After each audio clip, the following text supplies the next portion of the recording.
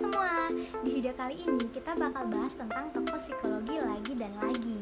Pada video sebelumnya, saya sudah pernah menyampaikan bahwa untuk video-video saya selanjutnya mungkin akan tetap berisi tentang tokoh psikologi atau hal-hal yang berkaitan dengan psikologi ya teman-teman. Jadi jangan pernah bosan. Nah, di video kali ini kita bakal bahas tokoh psikologi bernama George Kelly.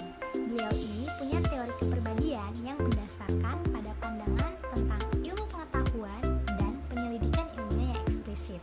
Buat teman-teman yang penasaran, langsung aja ke videonya ya.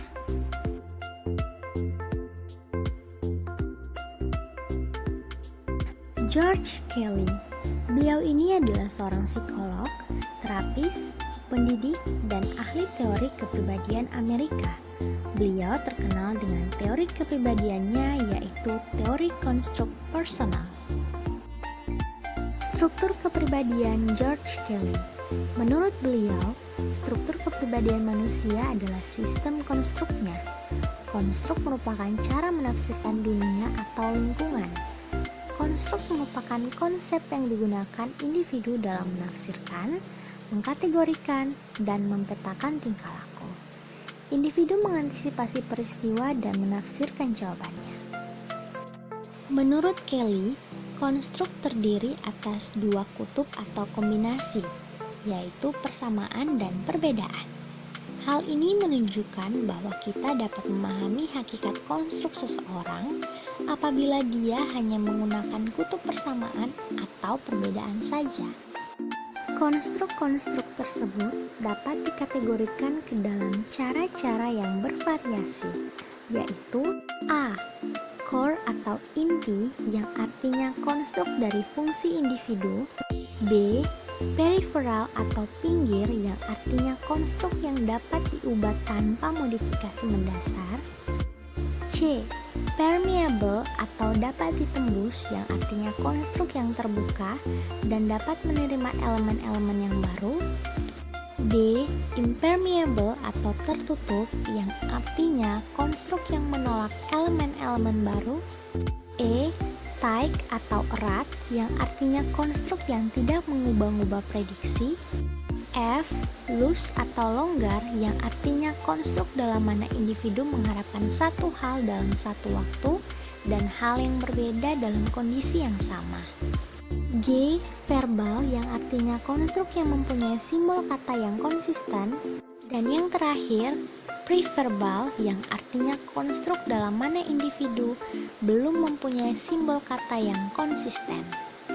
Dinamika kepribadian menurut Kelly. Dalam proses memandang tingkah laku manusia, Kelly tidak mendasarkan kepada teori tradisional tentang motivasi.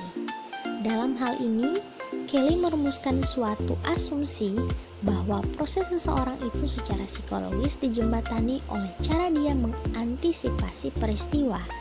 Asumsi tersebut mengimplikasikan bahwa individu mencari atau menyusun prediksi, individu mengantisipasi peristiwa, dan individu menggapai masa depan melalui jendela masa kini.